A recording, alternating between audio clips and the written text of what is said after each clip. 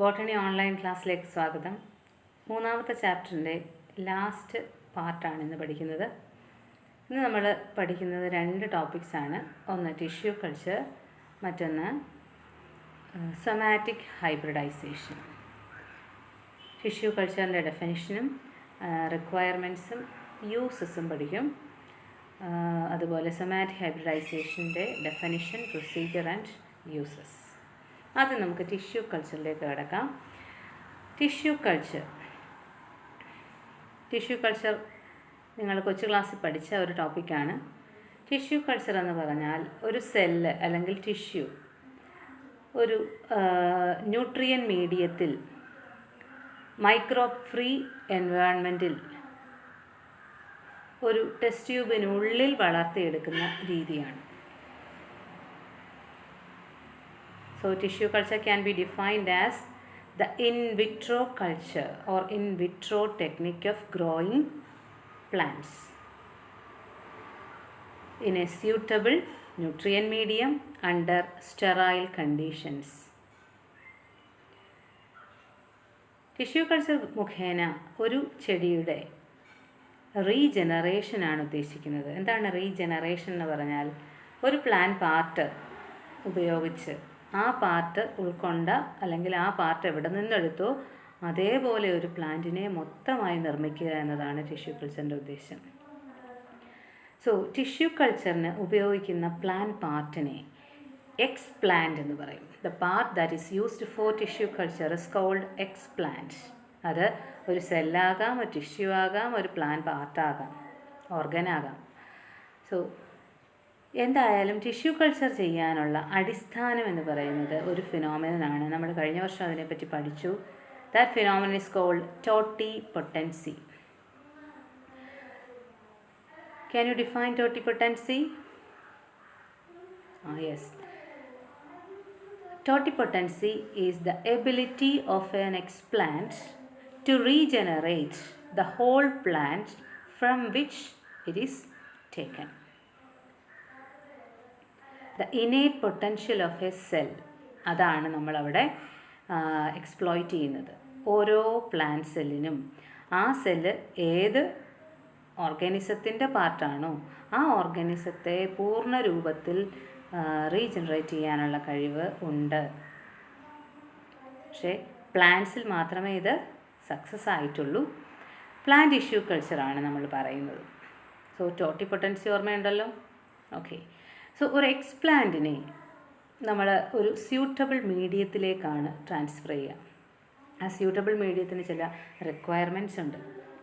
അതിലൊരു carbon source ഉണ്ടായിരിക്കണം, sucrose പോലെയുള്ള ഒരു കാർബൺ സോഴ്സ് ഉണ്ടായിരിക്കണം, മിനറൽ ന്യൂട്രിയൻസ് ഉണ്ടായിരിക്കണം, അതായത് മൈക്രോ ആൻഡ് മാക്രോ ന്യൂട്രിയൻസ് ഉണ്ടായിരിക്കണം, പിന്നെ അതിൽ വൈറ്റമിൻസ് ഉണ്ടായിരിക്കണം, ഗ്രോത്ത് ഹോർമോൺസ് ഉണ്ടായിരിക്കണം. ഇതെല്ലാം മസ്റ്റാണ്. സോ അങ്ങനെ ഒരു സ്യൂട്ടബിൾ ന്യൂട്രിയൻ മീഡിയത്തിൽ ഒരു സെല്ലിനെ വളർത്തിയെടുക്കുന്ന രീതിയാണ് ടിഷ്യൂ കൾച്ചർ. സോ എക്സ്പ്ലാന്റിനെ നമ്മൾ സ്യൂട്ടബിൾ മീഡിയത്തിലേക്ക് ട്രാൻസ്ഫർ ചെയ്ത് അതിന് എല്ലാ കണ്ടീഷൻസും കൊടുക്കുന്നു. ഒരു സെല്ല് ഒരിക്കലും നോർമലി ഒരു ഓർഗാനിസമായിട്ട് മാറില്ല. നമ്മൾ ആർട്ടിഫിഷ്യലി എടുത്തതായതുകൊണ്ട് അല്ലേ? അല്ല, ഒരു സൈഗോട്ട് വളർന്ന ഒരു ചെടി ഉണ്ടാകും, അത് നമുക്കറിയാം. പക്ഷേ അതിനവിടെ പേരൻ്റ് ഓർഗാനിസത്തിൻ്റെ ചില കോൺട്രിബ്യൂഷൻസ് ഉണ്ട്. എന്നാൽ ഈ ഒരു സെല്ല് ജനിച്ച നമ്മൾ ഒരു പ്ലാന്റ് പാർട്ടിൽ നിന്ന് നടത്തിയെടുത്ത ഒരു എക്സ്പ്ലാന്റ് അതിനെ നോർമലി ഡെവലപ്പ് ചെയ്യാൻ പറ്റില്ല. അപ്പോൾ നോർമൽ ഡെവലപ്മെൻറ്റ് ഇല്ലാത്തതുകൊണ്ട് ഡെവലപ്പ് ചെയ്യാനുള്ള ഇൻഡ്യൂഷൻ കൊടുക്കണം. എന്താ പറയുക, ഇൻഡ്യൂസ് ചെയ്യണം അതിനെക്കൊണ്ട് വളരാൻ പ്രേരിപ്പിക്കണം. അപ്പോൾ ആദ്യം അതിനായിട്ട് ആവശ്യം ആ എക്സ്പ്ലാന്റിൻ്റെ മൾട്ടിപ്ലിക്കേഷനാണ് ബൈ സെൽ ഡിവിഷൻ. സോ ആദ്യം ഒരു എക്സ്പ്ലാന്റ് നമ്മൾ ഇൻട്രൊഡ്യൂസ് ചെയ്യുക എങ്ങനെയുള്ള മീഡിയത്തിലായിരിക്കും? A medium that contains growth hormones that promote cell division. Okay. So in such a medium the explant will divide and proliferate into a mass of cells. നമ്മൾ ഒരു plan part ഇപ്പോൾ പച്ച നിറമുള്ള ഏതെങ്കിലും പാർട്ടാണ് ഉപയോഗിച്ചിരുന്നതെങ്കിൽ ഈ കളറൊക്കെ മാറി അത് ഒരു കളർലെസ് ഒരു മാസ്സായിട്ടൊരു എന്താ പറയുക പിന്നെ ഡിഫറൻഷ്യേറ്റ് ചെയ്യാൻ പറ്റാത്ത എന്തെന്ന് തിരിച്ചറിയാൻ പറ്റാത്ത ഒരു മാസ് ഓഫ് ടിഷ്യൂ ആയി മാറും അത്. ആ മാസ് ഓഫ് ടിഷ്യൂവിനെ വിളിക്കുന്ന പേരാണ് കാലസ്. ഈ കാലസാണ് പിന്നീട് പ്ലാൻലെറ്റ്സായി മാറേണ്ടത്. അപ്പോഴേക്കും സെൽ ഡിവിഷൻ നടന്നു. ഇനി സെൽ ഡിവിഷൻ കഴിഞ്ഞാൽ അടുത്ത ഘട്ടം എന്താണ്? ഓരോ ഗ്രോത്തിൻ്റെ സ്റ്റേജിലെ cell division, cell differentiation, then maturation. അറിയാമല്ലോ, ഇവിടെയും അതേ ഘട്ടങ്ങൾ കടന്നു പോകുന്നുണ്ട്. അവിടെ ആർട്ടിഫിഷ്യലി നമ്മൾ ആ ഘട്ടങ്ങൾ ഉണ്ടാക്കി കൊടുക്കുകയാണ്. അപ്പോൾ നമ്മൾ പറഞ്ഞു, ഒരു ടെസ്റ്റ് ട്യൂബിനുള്ളിൽ ഒരു കൾച്ചർ മീഡിയത്തിൽ എക്സ്പ്ലാന്റിനെ സ്യൂട്ടബിൾ സെൽ ഡിവിഷൻ നടക്കേണ്ട മീഡിയത്തിൽ വളർത്തി. അത് പ്രൊലിഫറേറ്റ് ചെയ്ത് ഒരു മാസ് ഓഫ് ടിഷ്യൂ ഉണ്ടായി, അൺഡിഫറൻഷ്യേറ്റഡ് മാസ് ഓഫ് ടിഷ്യൂ. അതിനെ കാലസ് എന്ന് വിളിക്കാം. കാലസ് ഉണ്ടായി കഴിയുമ്പോഴേക്ക് ഈ ടെസ്റ്റ് ട്യൂബിലെ മീഡിയം കൺസ്യൂം ചെയ്ത് കഴിഞ്ഞിരിക്കും. മീഡിയം മിക്കവാറും അത് തീർന്നിരിക്കും. അപ്പോൾ എന്ത് വേണമെന്നറിയാമോ? ഇതിനെ പുതിയ ന്യൂട്രിയൻ മീഡിയത്തിലേക്ക് ട്രാൻസ്ഫർ ചെയ്യണം. ആദ്യത്തെ തവണ ഒരു എക്സ്പ്ലാന്റിനെ ഒരു മീഡിയത്തിലേക്ക് ട്രാൻസ്ഫർ ചെയ്യുന്നതിനെ കൾച്ചറിങ് എന്ന് പറയാം. കൾച്ചറിങ്. ഇനി സബ് കൾച്ചറിങ് ആണ് സെക്കൻഡ് സ്റ്റേജ്. അതായത് എന്ത്? ഒരു കാലസ് ടിഷ്യൂവിനെ ആ ടെസ്റ്റ് ട്യൂബിൽ നിന്ന് പുറത്തെടുത്ത് എസെപ്റ്റിക് കണ്ടീഷനിൽ വിതൗട്ട് എനി മൈക്രോബിയൽ ആക്ഷൻ, അതായത് മൈക്രോബ്സ് ഒന്നും കടക്കാത്ത ഏരിയയിൽ വെച്ച്, അതിന് പ്രത്യേകം ഏരിയ വേണം അല്ലേ. സോ മൈക്രോബ് ഫ്രീ എൻവയൺമെൻറ്റിൽ മറ്റൊരു ഫ്രഷ് മീഡിയത്തിലേക്ക് ഇതിനെ ട്രാൻസ്ഫർ ചെയ്യണം. മൊത്തമായി ട്രാൻസ്ഫർ ചെയ്യില്ല. ഒരു ടെസ്റ്റ് ട്യൂബിലെ കാലസിനെ പല പല പീസസ് ആക്കി നമുക്ക് മാറ്റാം. ആ ഒരു ടെസ്റ്റ് ട്യൂബിലെ കാലസിനെ നമുക്ക് വേണമെങ്കിൽ ഒരു 5 ടെസ്റ്റ് ട്യൂബിലേക്ക് മീഡിയത്തിലേക്ക് അതിനെ മാറ്റാം. ആ മീഡിയത്തിൽ അപ്പോൾ കൊടുക്കുക സെൽ ഡിഫറൻഷിയേഷൻ നടക്കാനുള്ള തരം ഹോർമോൺസ് ആയിരിക്കും. പ്രധാനമായിട്ട് ഉപയോഗിക്കുന്ന ഹോർമോൺസ് ഏതൊക്കെയാണ്? ടിഷ്യൂ കൾച്ചറിൽ ഗ്രോത്ത് ഹോർമോൺസ് ഏതൊക്കെയാണ് ഉപയോഗിക്കുന്നത്? അതെ, ഓക്സിൻസ് ആൻഡ് സൈറ്റോകൈൻസ്. സോ പ്രൊലിഫറേറ്റഡ് കാലസിനെ ആ ടെസ്റ്റ് ട്യൂബിൽ നിന്ന് എസെപ്റ്റിക് കണ്ടീഷൻ, അതായത് മൈക്രോ ഫ്രീ എൻവയൺമെൻറ്റിൽ പുറത്തെടുത്ത് അതിനെ ക്ലീൻ ചെയ്ത് ആ ക്ലീൻ ചെയ്ത കാലസിനെ പീസസ് ആക്കി മുറിച്ച് ഓരോ പീസും എവിടേക്ക് ട്രാൻസ്ഫർ ചെയ്യും? അടുത്ത ബോട്ടിലേക്ക്. ആ ബോട്ടിൽ എന്തുണ്ട്? ഒന്നുകിൽ ബോട്ടിലാകാം, അല്ലെങ്കിൽ ടെസ്റ്റ് ട്യൂബ് ആകാം. ആ ടെസ്റ്റ് ട്യൂബിൽ എങ്ങനെയുള്ള മീഡിയം കൊടുക്കുക? ഇങ്ങനെയുള്ള മീഡിയം കൊടുക്കുക. അതെ, അവയുടെ സെൽ ഡിഫറൻസിയേഷൻ നടക്കാനുള്ള മീഡിയമാണ് കൊടുക്കുക. കുറച്ച് ദിവസം കഴിയുമ്പോഴേക്ക് ഇതിൽ നിന്ന് പ്ലാൻലെറ്റ്സ് ഉണ്ടായി വരുന്നത് കാണാം. പ്ലാൻലെറ്റ്സ് എന്ന് പറഞ്ഞാൽ ആദ്യം ഒരു മാസ് ഓഫ് എന്താ പറയുക ഗ്രീൻ സെൽസ് ആയിരിക്കും. നമ്മൾ ഉപയോഗിച്ചത് ഗ്രീൻ പാർട്ട് ആണ്. അല്ല എങ്കിൽ പോലും അതിൽ നിന്നുണ്ടാകുക ഗ്രീൻ കളേർഡ് പ്ലാൻലെറ്റ്സ് ആണ്. വളരെ കുഞ്ഞു ചെടികളുണ്ടാകും. നമ്മൾ ഒരു ബോട്ടിലിൽ നിന്ന് 4 ബോട്ടിലേക്ക് മാറ്റിയെങ്കിൽ ആ 4 ബോട്ടിലും ധാരാളം കുഞ്ഞു കുഞ്ഞു കുഞ്ഞു ചെടികളുണ്ടാകും. ഓരോ ബോട്ടിലും 100 കണക്കിന് ചെടികളുണ്ടാകും. വീണ്ടും അതിനെ സബ് കൾച്ചർ ചെയ്യണം. എങ്ങനെയാണ്? ഇത്രയും കുഞ്ഞു ചെടികൾക്ക് എല്ലാം കൂടി ആ മീഡിയത്തിൽ വളരാൻ പറ്റില്ല.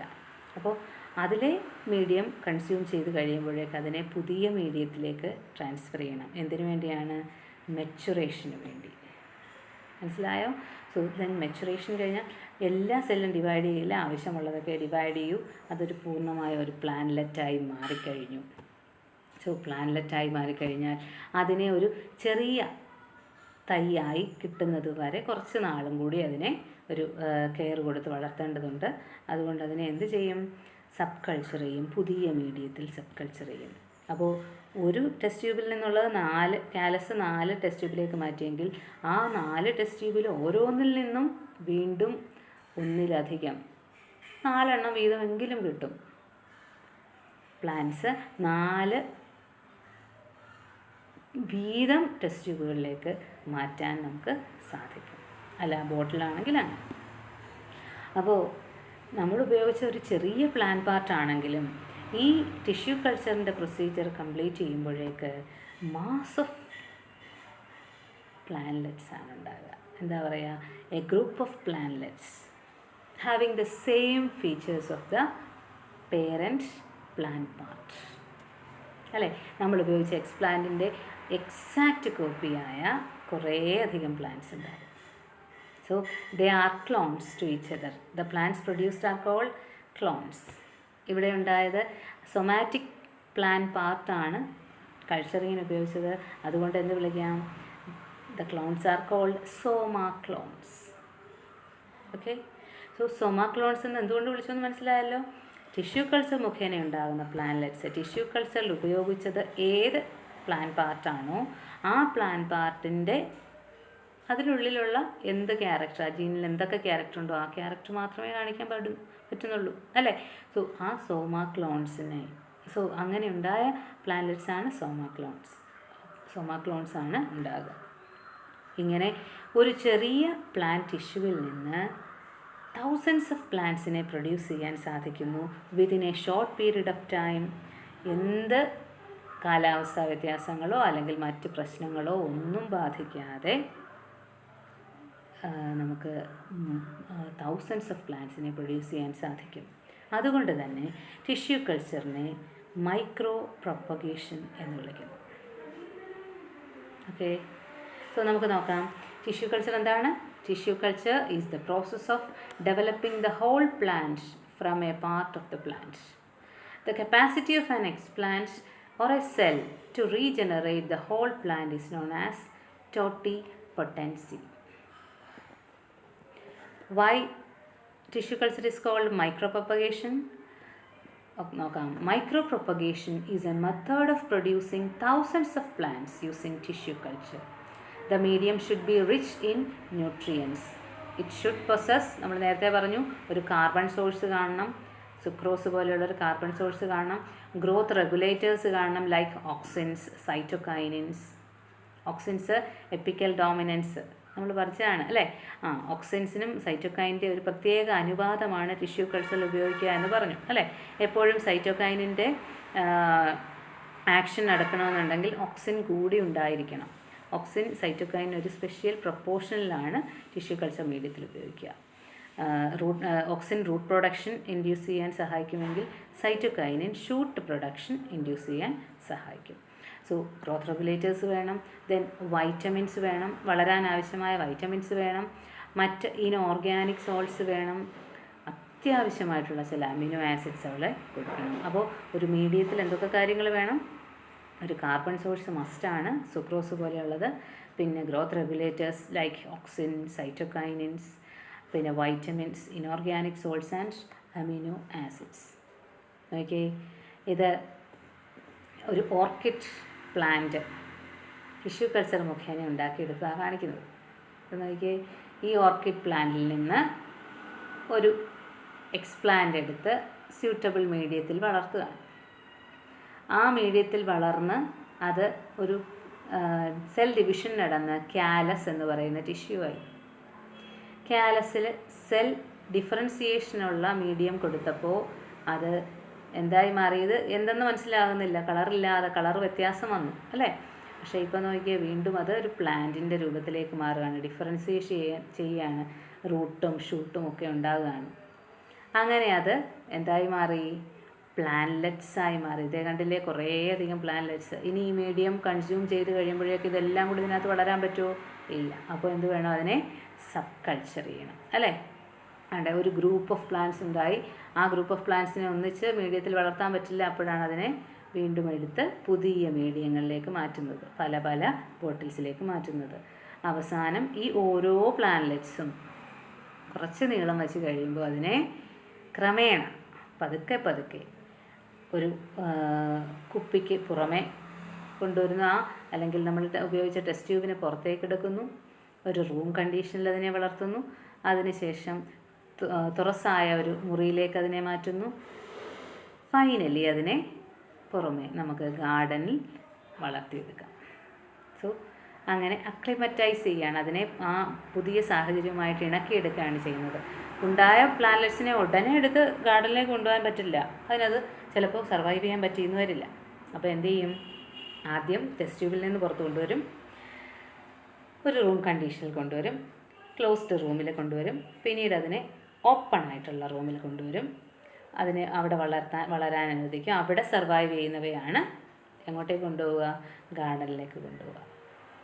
That is acclimatisation. Okay, so അങ്ങനെ ഒരു ഓർക്കിഡ് പ്ലാന്റ് ഡെവലപ്പ് ചെയ്തെടുത്താണ് ഈ കാണിച്ചിരിക്കുന്നത്. ഞാൻ നോക്കിയാൽ ഇവിടെ പ്ലാന്റ്ലെറ്റ്സിൻ്റെ പ്രൊഡക്ഷൻ കാണാം. ആദ്യം ഉപയോഗിച്ച എക്സ്പ്ലാന്റ്സ് ആണ്, അത് മൾട്ടിപ്ലൈ ചെയ്ത് എന്തായി മാറി, കാലസായി. കാലസിനെ സബ് കൾച്ചർ ചെയ്തു, കുറേ പ്ലാന്റ്ലെറ്റ്സ് ഉണ്ടായി. ആ പ്ലാന്റ്ലെറ്റ്സിനെ വീണ്ടും വീണ്ടും സബ് കൾച്ചർ ചെയ്ത് പുതിയ ചെടികളാക്കി മാറ്റി. സബ് കൾച്ചറിങ്ങിന് അവസാനം അതിനെ എവിടേക്ക് മാറ്റി, ഗാർഡനിലേക്ക് നമുക്ക് മാറ്റാൻ സാധിക്കും. ഓക്കെ, ഇവിടെയും അതുപോലെ തന്നെയാണ് കാണിച്ചിരിക്കുന്നത്. Culturing of plant parts. ഇവിടെ ആന്തർ ഉപയോഗിക്കുന്ന രീതിയാണ് കാണിച്ചിരിക്കുന്നത്. ആന്തേഴ്സ് ഉപയോഗിച്ച് ഹാപ്ലോയിഡ് പ്ലാന്റ്സിനെ പ്രൊഡ്യൂസ് ചെയ്യുക. കാരണം എന്താണ്, ആന്തറിൽ പോളൻ ഗ്രെയിൻസ് ഉണ്ട്. ഈ ആന്തറിനുള്ളിൽ പോളൻ ഗ്രെയിൻസ് ഉണ്ടല്ലോ, ഈ പോളൻ ഗ്രെയിൻസ് എന്ന് പറയുന്നത് ഹാപ്ലോയിഡ് ആണല്ലോ. അപ്പോൾ ഹാപ്ലോയിഡ് പോളൻ ഗ്രെയിൻസിനെ ഇതുപോലെ ബോട്ടിൽസിൽ കൾച്ചർ ചെയ്ത്, ആ കൾച്ചർ ചെയ്ത് ഉണ്ടാക്കിയെടുക്കുന്ന ചെടികൾ എന്ന് പറയുന്നത് എങ്ങനെയായിരിക്കും, ആ പോളൻ ഗ്രെയിൻ്റെ രീതികളല്ലേ കാണിക്കുകയുള്ളൂ. പോളൻ ഗ്രെയിൻ ഹാപ്ലോയിഡാണ്. സോ ഉണ്ടാകുന്ന ചെടികൾ എന്തായിരിക്കും, ഹാപ്ലോയിഡ് പ്ലാന്റ്സ്. സോ ഹാപ്ലോയിഡ് പ്ലാന്റ്സിനെ പ്രൊഡ്യൂസ് ചെയ്യണമെങ്കിൽ നോർമലി നമുക്ക് ഏത് രീതി ഉപയോഗിക്കാം, ഫാസ്റ്റായിട്ട് നമുക്ക് ബെസ്റ്റ് റിസൾട്ട് കിട്ടുന്ന ഒരു രീതിയാണ് ടിഷ്യൂ കൾച്ചർ. ഓക്കെ, സോ നമ്മൾ പറഞ്ഞു മൈക്രോ പ്രൊപ്പഗേഷൻ എന്ന്. ഇനി ഉണ്ടായ ചെടികൾ എല്ലാം നമ്മൾ ഉപയോഗിച്ച എക്സ്പ്ലാന്റിൻ്റെ എക്സാക്റ്റ് കോപ്പീസ് ആയിരിക്കും, അല്ലെങ്കിൽ എക്സ്പ്ലാന്റ് ഏത് പ്ലാന്റിൽ നിന്നെടുത്തോ അതിൻ്റെ എക്സാക്റ്റ് കോപ്പീസാണ്, അല്ലേ? സോ ആ ഉപയോഗിച്ച എക്സ്പ്ലാന്റിൻ്റെ ഫീച്ചേഴ്സാണ് ചെടികൾ കാണിക്കുക. So they are clones to each other, അല്ലേ? So such plants developed by tissue culture and that are identical to the parent plant are called soma clones. The somatic plant parts are used for tissue culture, so they are called soma clones. Okay, ഇനി ഇത് എവിടെയൊക്കെ apply ചെയ്യുന്നുണ്ട്, ഉപയോഗിക്കുന്നുണ്ട് tissue culture? Many food crops like tomato, apple, banana etcetera have been produced on A commercial scale using tissue culture methods. നിങ്ങൾ കേട്ടിട്ടുണ്ടാകും tissue culture. വാഴയൊക്കെ നമുക്ക് പല നേഴ്സറികളിൽ നിന്നൊക്കെ വാങ്ങിക്കാൻ കിട്ടുന്നുണ്ട്. നല്ല രീതിയിൽ അതിനെ നമുക്ക് ഒരു നല്ല ഈൽഡ് തന്ന ഒരു ചെടിയുടെ അല്ലെങ്കിൽ ഒരു വാഴയുടെ ഏതെങ്കിലും ഒരു പ്ലാന്റ് പാർട്ട്, ഒന്നുകിൽ ലീഫ്, അതല്ല എങ്കിൽ അതിൻ്റെ സ്റ്റെമ്മിൻ്റെ പാർട്ട്, എന്തെങ്കിലും ഒന്ന് ഇതുപോലെ കൾച്ചറിങ്ങിന് ഉപയോഗിച്ചാൽ നമുക്കതിനെ ആ പ്ലാന്റിൻ്റെ തന്നെ ക്യാരക്ടറുള്ള തൗസൻഡ്സ് ഓഫ് പ്ലാന്റ്സ് ആക്കി മാറ്റാം വിത്തിൻ ഷോർട്ട് പീരീഡ്. ആൻഡ് ഒരു ഗുണവും കൂടെ ഉണ്ടെന്ത്, കാലാവസ്ഥാ വ്യതിയാനങ്ങളോ അല്ലെങ്കിൽ മറ്റ് തടസ്സങ്ങളൊന്നും ബാധിക്കാത്ത രീതിയിൽ. പക്ഷേ എന്ത് വേണം, അവിടെ ഇതെല്ലാം ആർട്ടിഫിഷ്യലി കൊടുക്കണം. എന്തൊക്കെ കൊടുക്കണം? ന്യൂട്രിയൻ മീഡിയം കൊടുക്കണം. ഈ ന്യൂട്രിയൻ മീഡിയത്തിൽ വെറുതെ ഒരു മുറിയിൽ വെച്ച് വളർത്താൻ പറ്റത്തില്ല. അതിനെ എന്ത് ചെയ്യണം, അതിന് ആവശ്യത്തിന് ചൂടും തണുപ്പും കിട്ടുന്ന രീതിയിൽ ലൈറ്റും കൊടുക്കണം, ചൂടും തണുപ്പും കിട്ടുന്ന രീതിയിലുള്ള കണ്ടീഷൻസ് കൊടുക്കണം. അപ്പോഴാണ് ഇങ്ങനെയൊക്കെ ഡെവലപ്പ് ചെയ്യില്ല. ഓക്കെ, സോ എ സെപ്റ്റിക് ഒരു മൈക്രോബിയൽ ഫ്രീ എൻവയോൺമെൻറ്റിൽ റിക്വയർഡ് കണ്ടീഷൻസ് ഒക്കെ കൊടുത്താൽ, കാലാവസ്ഥ ചീത്തയാണ്, മഴയാണ്, ഭയങ്കര മഴയാണ്, സാധാരണ ഒരു സീഡ് വളർന്ന് ചെടിയാകാൻ ചിലപ്പോൾ പറ്റിയെന്ന് വരില്ല. തന്നെയുമല്ല, ഒരു സീഡ് ഉണ്ടാകണമെങ്കിൽ തന്നെ എത്ര നാൾ ഉള്ള എത്ര കാര്യങ്ങൾ നടക്കണം. പോളിനേഷൻ നടക്കണം, ദെൻ പോളിനേഷൻ നടന്നാൽ ഫെർട്ടിലൈസേഷൻ നടക്കണം, ഫ്രൂട്ടിനുള്ളിൽ സീഡ് ഉണ്ടാകണം, ഓവ്യൂള് സീഡായി മാറണം. ഇത്രയും കാലതാമസമൊന്നും വരുന്നില്ല. ഒരു പേരൻ്റ് പ്ലാന്റ് പാർട്ട് സൊമാറ്റിക്കലി, അല്ലേ, സൊമാറ്റിക് സെൽസ് ടിഷ്യൂ കൾച്ചറിന് വിധേയമാക്കിയാൽ, അപ്പോൾ എന്താണ്, ഫാസ്റ്റ് ടെക്നിക്കാണ് ടിഷ്യൂ കൾച്ചർ. ഓക്കെ, ഇനി നമ്മൾ പറഞ്ഞു സോമാ ക്ലോൺസ് എന്ന് പറയുന്നത്. Plants that are produced by tissue culture എന്ന് പറഞ്ഞു. അവ ചിലപ്പോൾ ചെറിയ വേരിയേഷൻസ് ഒക്കെ കാണിക്കാം. അത്തരം വേരിയേഷൻസ് ആണ് സോമാ ക്ലോണൽ വേരിയേഷൻസ് എന്ന് നമ്മൾ നേരത്തെ ഒരു ക്ലാസ്സിൽ പറഞ്ഞിട്ടുണ്ട്. അങ്ങനെയുള്ള വേരിയേഷൻ എന്ന് പറഞ്ഞാൽ ചെറിയ നമ്പർ വേരിയേഷൻസ് ആണ്. അതായത് variations in number, structure of chromosomes ഇതൊക്കെ കാണിക്കാം. ഇപ്പോൾ നമ്മുടെ പോളൻ ഗ്രെയിൻ ആണ് ഉപയോഗിക്കുന്നത് കൾച്ചറിങ്ങിനെങ്കിൽ ആ പോളൻ ഗ്രെയിൻ എടുത്ത പ്ലാന്റ് ഡിപ്ലോയിഡ് ആണെങ്കിലും പോളൻ ഗ്രെയിൻ ഉപയോഗിച്ച് കൾച്ചറിങ് നടത്തിയത് കൊണ്ട് ഉണ്ടാകുന്ന ചെടികൾ എങ്ങനെയായിരിക്കും? ഹാപ്ലോയിഡ്സ് ആയിരിക്കും അല്ലേ? സോ അങ്ങനെ ഒരു വ്യത്യാസം വരാം. ഇനി regenerated plants altered chromosomal changes often show changes in leaf shape, colour, growth rate and habit, sexual fertility. ഇതിലെല്ലാം ചെറിയ ചെറിയ വ്യത്യാസങ്ങൾ കാണിക്കാം. അങ്ങനെ കാണിക്കുന്ന വേരിയേഷൻസ് ആണ് എന്ത് പറയുന്നത്? ടിഷ്യൂ കൾച്ചർ മുഖേന ഡെവലപ്പ് ചെയ്ത പ്ലാന്റ്സ് പേരൻസിൽ നിന്ന് കാണിക്കുന്ന വേരിയേഷൻസ് ആണ് സോമാ ക്ലോണൽ വേരിയേഷൻസ്.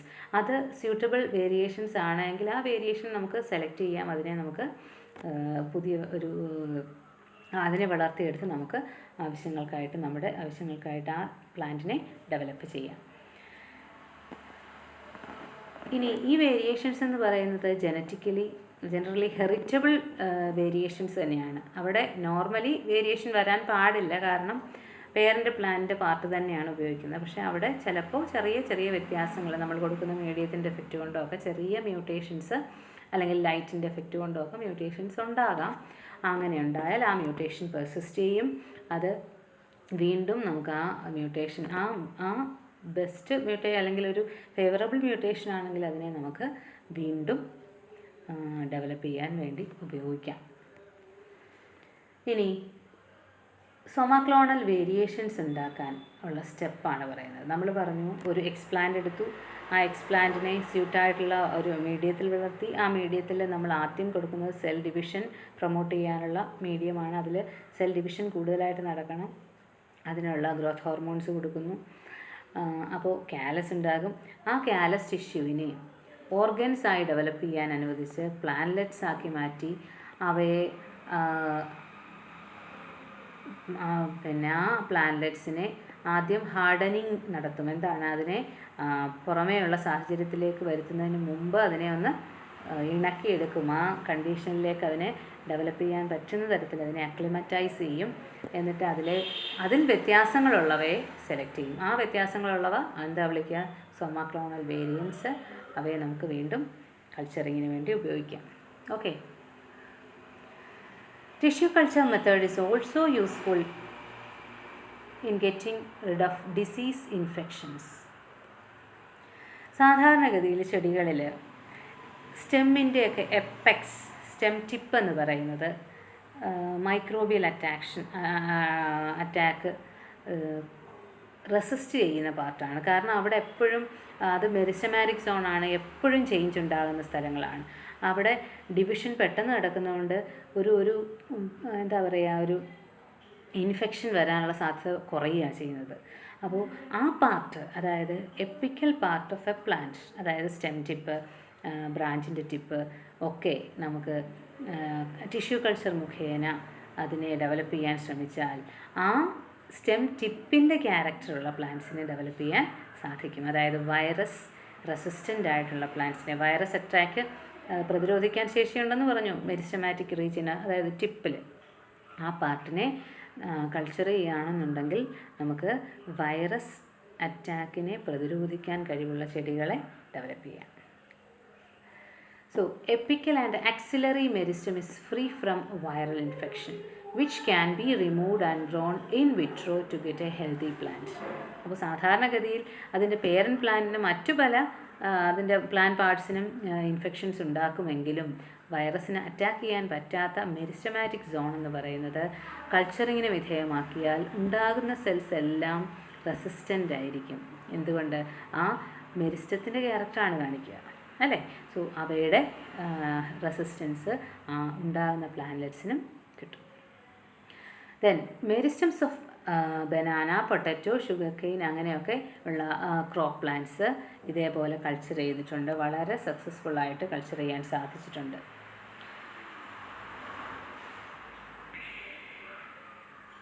ഇനി അത് ചെയ്യുന്ന രീതിയാണ് പറയുന്നത്. എന്താണ്? അതിനായിട്ട് കൾച്ചറിങ്ങിന് വേണ്ടി remove the outer leaves from it shoot.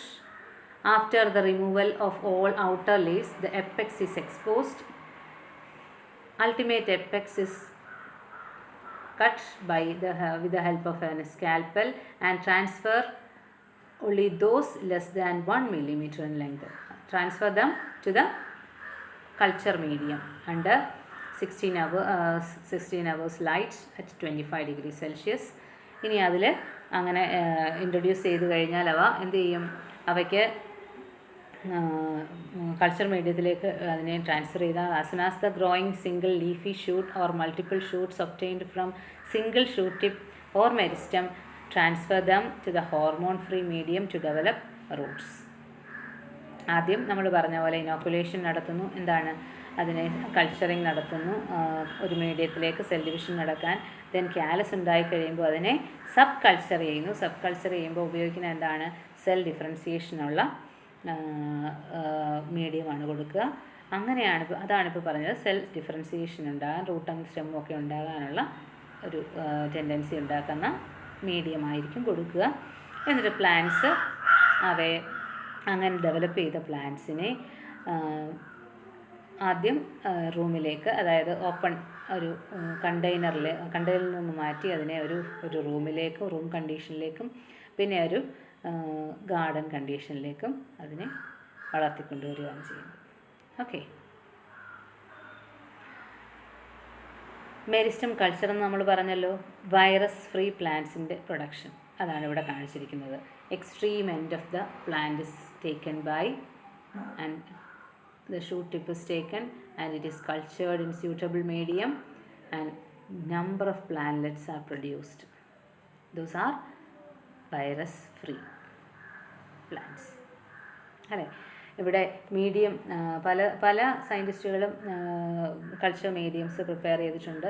അതിൽ നമ്മൾ കഴിഞ്ഞ വർഷം സൈറ്റോകൈനിൻ്റെ ഡിസ്കവറിയെ പറ്റി പറഞ്ഞപ്പോൾ 2 സയൻറ്റിസ്റ്റുകളുടെ പേര് പറഞ്ഞിരുന്നു, Miller and Skoog, Murashige, Miller and Skoog. So ആ MS മീഡിയം എന്ന് പറയുന്നതാണ് കോമൺലി യൂസ്ഡ് കൾച്ചർ മീഡിയം. അതുപോലെ മറ്റ് പലരും മീഡിയം ഡെവലപ്പ് ചെയ്തിട്ടുണ്ട്. അവരൊക്കെ ഉപയോഗിക്കുന്ന ന്യൂട്രിയൻസിൻ്റെ അളവിലൊക്കെ ചെറിയ വ്യത്യാസങ്ങളേ ഉള്ളൂ. അതിൻ്റെ ഒരു ബേസിക് നേച്ചർ എന്ന് പറയുന്നത് ഒരുപോലെയാണ്. ഒരു കാർബൺ സോഴ്സ് ഉണ്ടായിരിക്കണം, ഇനോർഗാനിക് സോൾസ് കൊടുക്കണം, വൈറ്റമിൻസ് കൊടുക്കണം, ഗ്രോത്ത് ഹോർമോൺസ് കൊടുക്കണം, ഇതൊക്കെ തന്നെ, അമിനോ ആസിഡ്സ് കൊടുക്കണം, ഇതൊക്കെ തന്നെയാണ്. ഓക്കെ, ഇനി ഈ ഷൂട്ട് ടിപ്പ് അല്ലെങ്കിൽ മെരിസ്റ്റം കൾച്ചർ എന്തിനു വേണ്ടി ഉപയോഗിക്കുന്നതെന്ന് പറഞ്ഞു, വൈറസിനെ എലിമിനേറ്റ് ചെയ്യാൻ. സാധാരണഗതിയിൽ പ്ലാന്റ്സ് എപ്പോഴും ഡിസീസ്ഡ് ആകാൻ കാരണക്കാരനാകുന്ന ഒരു വില്ലനാണ് വൈറസ്, അല്ലേ? സോ പ്ലാന്റ്സിനെ വൈറസ് ഫ്രീ ആക്കാൻ അല്ലെങ്കിൽ വൈറസിനെതിരെ റെസിസ്റ്റൻ്റ് ആക്കാൻ നമുക്ക് എന്തിനെ ഉപയോഗിക്കാം, ഷൂട്ട് ടിപ്പ് അല്ലെങ്കിൽ മെരിസ്റ്റം കൾച്ചർ ഉപയോഗിക്കാം. ഓക്കെ, ഇനി നമ്മൾ രണ്ടാമത്തെ ടോപ്പിക്കിലേക്ക് കടക്കുകയാണ്, സൊമാറ്റിക് ഹൈബ്രിഡൈസേഷൻ. സൊമാറ്റിക് ഹൈബ്രിഡൈസേഷൻ എന്ന് പറഞ്ഞാൽ 2 വ്യത്യസ്ത പ്ലാന്റ്സിൻ്റെ സെൽസിനെ ഐസൊലേറ്റ് ചെയ്ത് ആ സെല്ല് അവയുടെ സെൽ വോള് ഡിസോൾവ് ചെയ്യിച്ച് അതിൽ നിന്ന് പ്രോട്ടോപ്ലാസ്റ്റിനെ വേർതിരിച്ചെടുക്കുന്നു. 2 ഡിഫറെൻറ്റ് പ്ലാന്റിൻ്റെ പ്രോട്ടോപ്ലാസ്റ്റ്, ഡിഫറെൻറ്റ് പ്ലാന്റിൽ നിന്നെടുത്ത ഓരോ സെല്ല്, ഒരു plant A and B. A പ്ലാന്റിൽ നിന്നെടുത്ത സെല്ലിൻ്റെ സെൽ വോൾ ഡിസോൾവ് ചെയ്ത് പ്രോട്ടോപ്ലാസ്റ്റിനെ വേർതിരിച്ചു.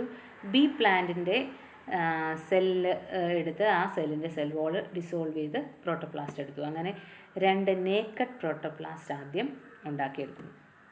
ഈ നേക്കഡ് പ്രോട്ടോപ്ലാസ്റ്റ് എന്ന് പറയുന്നത് അതിൽ പ്ലാസ്മ മെംബ്രെയിൻ ഉണ്ട്, ബാക്കിയുള്ള എന്താ പറയുക സൈറ്റോപ്ലാസ്മിക് കമ്പോണൻസ് ഒക്കെ ഉണ്ട്, പക്ഷേ സെൽ വോളില്ല, അത്രയേ ഉള്ളൂ. ഈ നേക്കഡ് പ്രോട്ടോപ്ലാസ്റ്റിനെ ഫ്യൂസ് ചെയ്യിക്കുന്നു. നോർമലി ഫ്യൂസ് ചെയ്യാം ഡ്യൂ ടു കോണ്ടാക്റ്റ്, അത് സാധ്യമാണ്. അല്ല എങ്കിൽ ഇൻഡ്യൂസ്ഡ് എന്താ പറയുക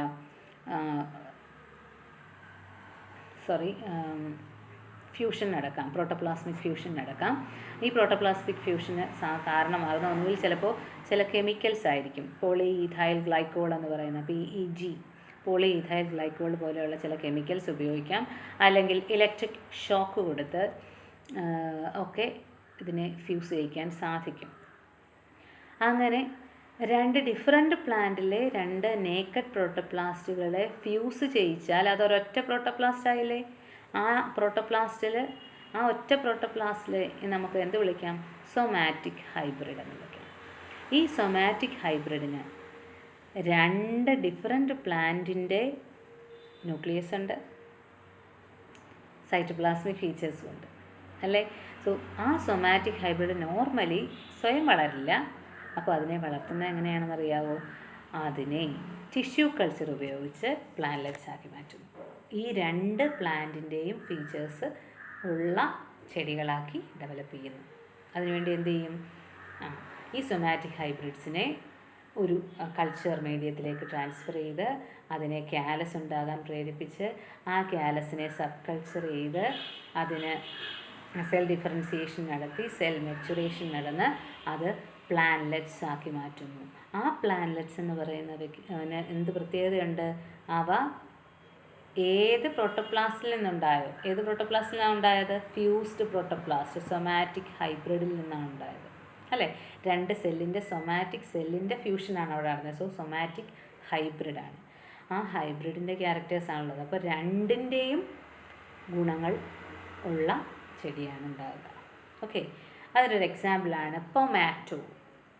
പൊമാറ്റോ has been developed using potato and tomato but did not contain the desirable combination of traits to be used commercially. ചെറിയ ചില കോമ്പിനേഷൻസ് ഒക്കെ ഉണ്ടായി. അതായത് 2ൻ്റെയും പ്ലാൻ ക്യാരക്ടേഴ്സൊക്കെ മിക്സ് ചെയ്യപ്പെട്ടു. പക്ഷേ ഡിസൈറബിൾ കോമ്പിനേഷൻസ് ഉണ്ടായില്ല. അതുകൊണ്ട് വലുതായിട്ട് കമേഴ്സ്യൽ യൂസ് പൊമാറ്റോയ്ക്കില്ല. എങ്കിലും അങ്ങനെയൊരു ഫ്യൂഷൻ നടത്തി ടിഷ്യൂ കൾച്ചർ മുഖേന പ്ലാന്റ്ലെറ്റ്സ് ഡെവലപ്പ് ചെയ്തിട്ടുണ്ട്. ഇവിടെ നടത്തിയ ഫ്യൂഷനെയാണ് എന്ത് വിളിക്കുന്നത്? Somatic hybridization. അതിനായിട്ട് എന്താ ചെയ്തത്? 2 ഡിഫറെൻറ്റ് പ്ലാന്റ്സിൻ്റെ 2 സെല്ല് ഓരോ സെല്ല് ഐസൊലേറ്റ് ചെയ്തു. ഐസൊലേഷൻ ഓഫ് പ്രോട്ടോപ്ലാസ്റ്റ് നടത്തി. എങ്ങനെയാണ്? By dissolving the cell wall. ഈ പ്രോട്ടോപ്ലാസ്റ്റുകളെ ഫ്യൂസ് ചെയ്യിച്ചു. Fusion of the protoplast of desired species or varieties. എന്നിട്ട് ആ സൊമാറ്റിക് ഹൈബ്രിഡ് സെൽസിനെ സെലക്ട് ചെയ്തു. അതിനെ എന്ത് ചെയ്തു? കൾച്ചർ ചെയ്തു under suitable tissue culture medium.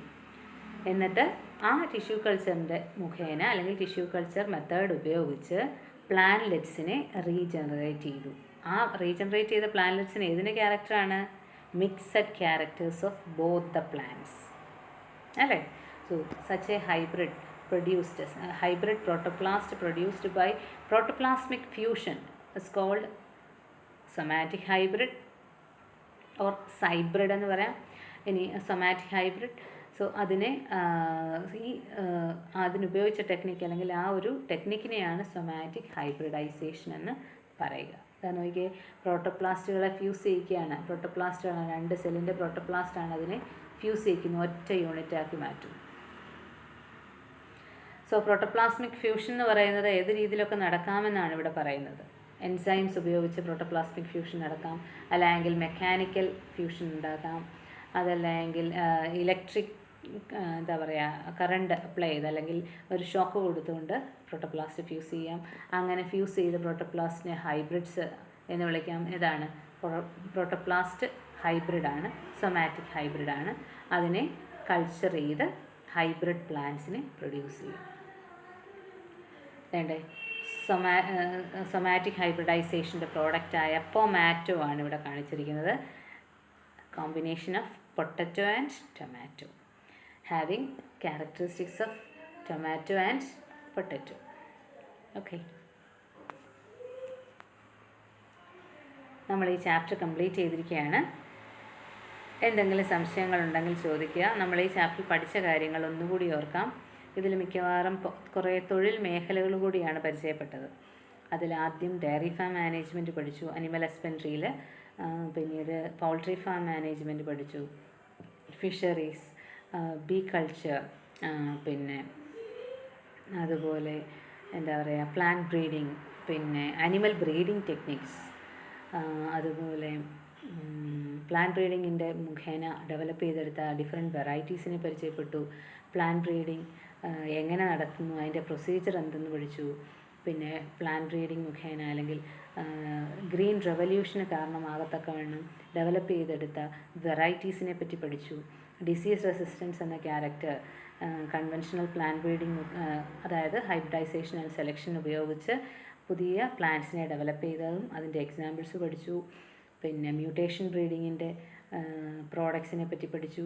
അതുപോലെ പെസ്റ്റ് റെസിസ്റ്റൻസ് എന്ന ക്യാരക്ടർ നോർമലി പ്ലാന്റ്സിലുണ്ടെന്നും അവ ചെറിയ ചെറിയ ചില ചെടികളിൽ മാത്രമേ ഉള്ളൂ. പക്ഷേ ആ പെസ്റ്റ് റെസിസ്റ്റൻസ് എന്നത് ചില ചെടികളിലേക്ക് കൊണ്ടുവരാൻ ഹൈബ്രിഡൈസേഷനും സെലക്ഷനും മുഖേന, അതായത് പ്ലാന്റ് ബ്രീഡിംഗ് മുഖേന സാധിച്ചുവെന്നും അങ്ങനെ ഡെവലപ്പ് ചെയ്തെടുത്ത പെസ്റ്റ് റെസിസ്റ്റൻറ്റ് വെറൈറ്റീസിനെ പറ്റി പഠിച്ചു.